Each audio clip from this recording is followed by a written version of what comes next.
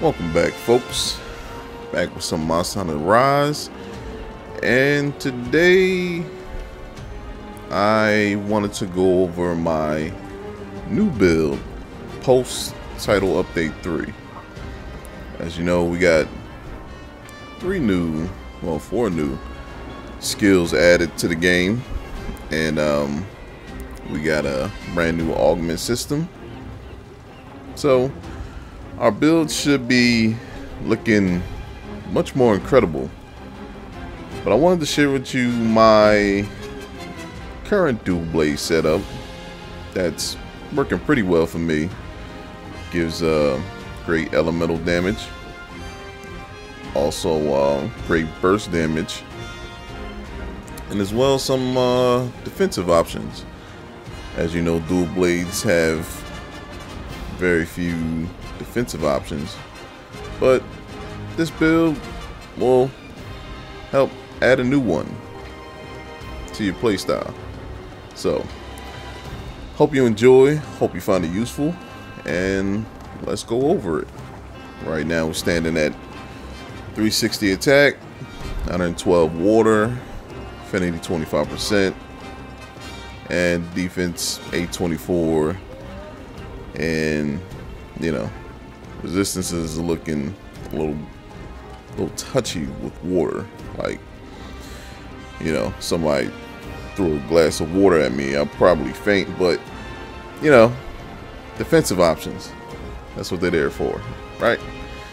So currently using attack 7, crit out 5, water attack 5, handicraft 5, because we don't want to push our weapon to purple sharpness, crit boost, weakness exploit, crit element, as we're going to be looking to do as much crit as possible, at least be at 100%. Master's touch, great utility, do crit damage, 80% chance at level 3 that you won't lose any sharpness, so your attack will remain high as you're fighting the monster. Burst, as we continuously attack, you get an increase in damage, attack, and elemental power, so great synergy there. Powder Mantle, one of the new skills in title update 3. As you continuously attack the monster, which is all that we do, just continually attack,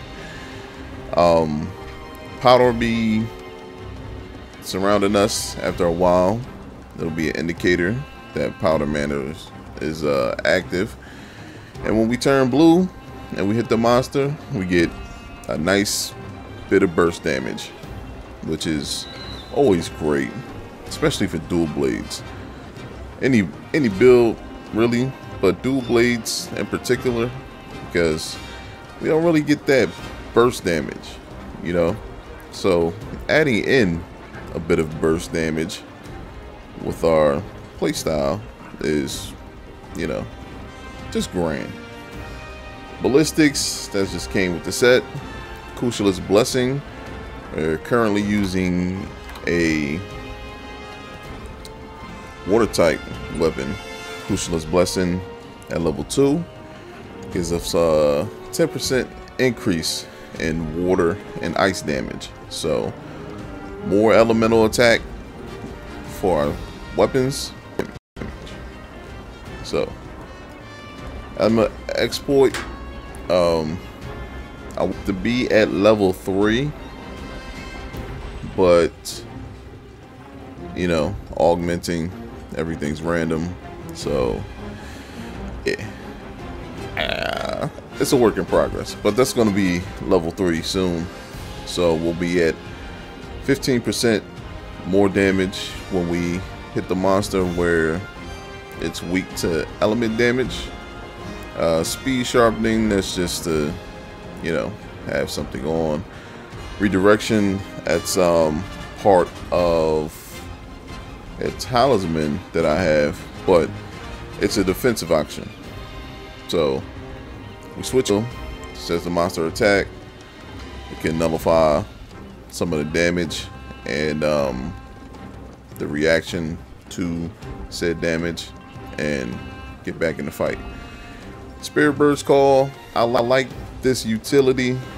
You know, we're at a point now in the game where it's probably useful to gather Spirit Birds for more survivability. You don't have to, but you know, Spirit Burst Call, you know, gives you utility where you can just start fighting a monster and you'll just get random buffs along the way as you're fighting a monster. So any long fights, you'll just get stronger as the fight goes on. So it's one level 1 slot, like that's a steal.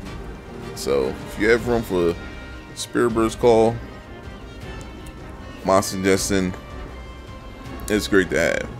So, and lastly, Intrepid Heart. Intrepid Heart, that's another skill where you continuously attack. You build the meter up.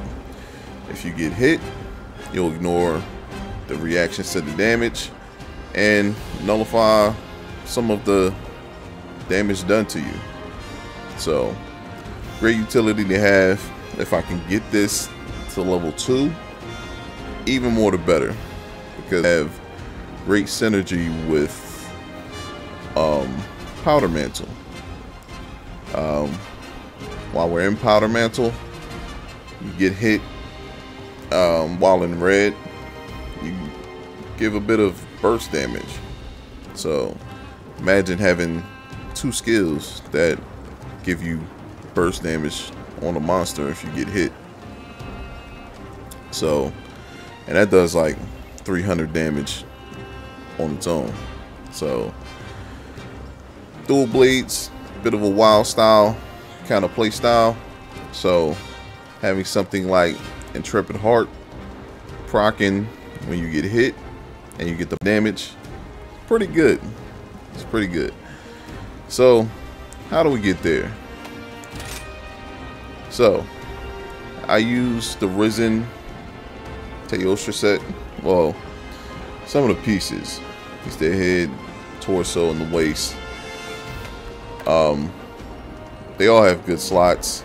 So if you want to try this build out, this is how we get here. This is the base set. This is my talisman. Set attack boost 3.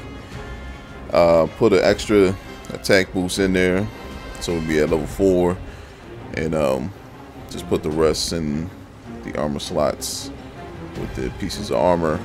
And I was fortunate to get another level 1 slot and also redirection, so got more defense options if the time comes where I'm out of wire bugs, something like that.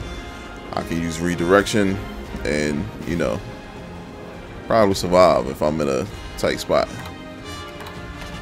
So Risen Kaiser horns. This is a setup. I added Handicraft and Master's Touch to finish off Master's Touch, get that to level 3. It's a great piece, as you can see from the skills it already has. Powder Mantle, Weakness Exploit, Crit Eye 2. Great piece. I'm not sure if Powder Mantle at level 1 would be as useful.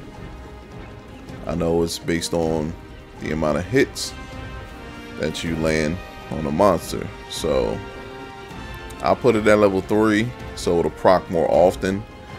But if it works at level 1 for you, hey, it's a great skill to have for the extra burst damage. Pretty much hits like a, you know, when you mount a monster, it gives you that amount of damage, so, you know, why not? So added Handicraft, Master's Touch to handicraft to push the weapon to purple, because we get a nice bit of attack boost at purple. If you go in a training area and you test weapons at white sharpness versus purple sharpness, you'll see a vast difference in attack power. So augmentations, crit element, obviously we're going to be landing a lot of crits, and this is an elemental build, so crit element, more damage output, always a good thing to have.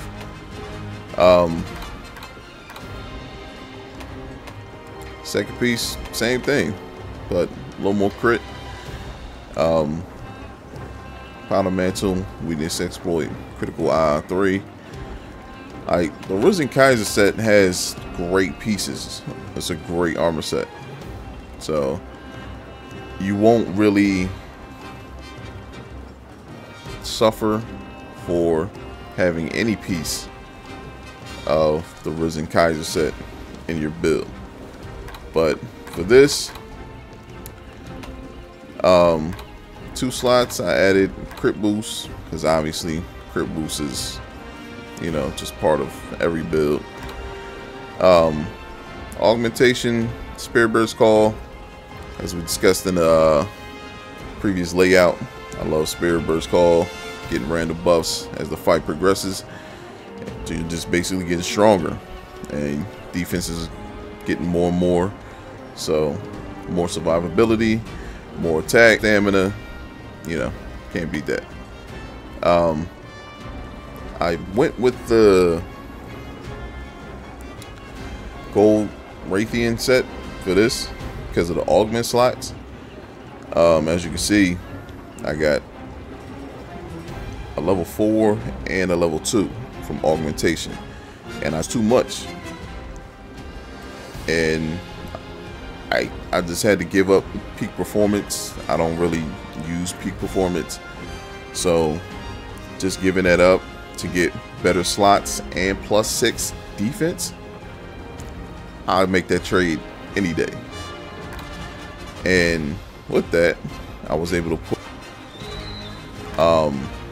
Water Attack 4, Handicraft 2, and finish off Weakness Exploit. And the Gold Raytheon set already comes with crit boost and burst, which is, you know, fits right into our build. So, you know, consider that, you know, augmentation to get the best out of it. You may have to give up something on a piece of armor, and usually it's like, if you give up something good, you'll usually get something good back. So, you know, consider that when you're augmenting your armor pieces. For the Risen Kaiser Coil, Element Exploit, and I got a level 1 slot. I had to give up 12 defense for this, but that's probably because I got an extra slot added.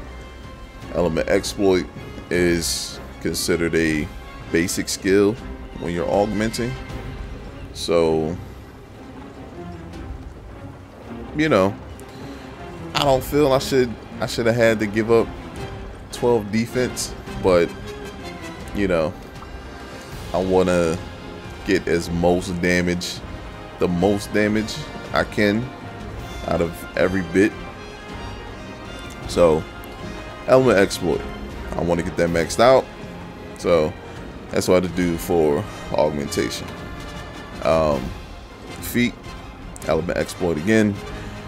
As you can see here, I got +8 defense in addition to Element Exploit. I had to give up some resistance to Thunder and Ice, but nothing too crazy, you know.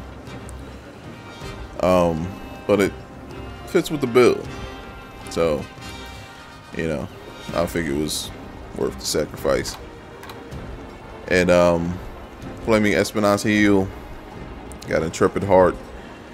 Originally, I had to give up Intrepid Heart to get Element Exploit, but since it was a basic skill, I figured I could get Element Exploit and still keep Intrepid Heart if I continue augmenting, and that's what came out.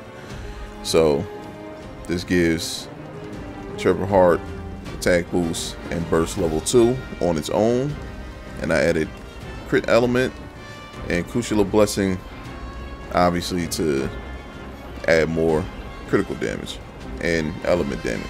Guess we'll just go into the training area and see what damage is looking like. So I'm in my demon mode layout, and as you can see, since we're in the field now, we're at 375 attack and 112 water and 874 defense. So pretty good in the field. Let's activate demon mode, and right now we're at 150 element because we activated demon mode. So see what the damage is looking like. 272 start off with burst. You got 288. At 288 now with burst. So damage is looking pretty beefy, as you can see. Each strike can net us 100 plus damage. You know, if we go to our attack layout,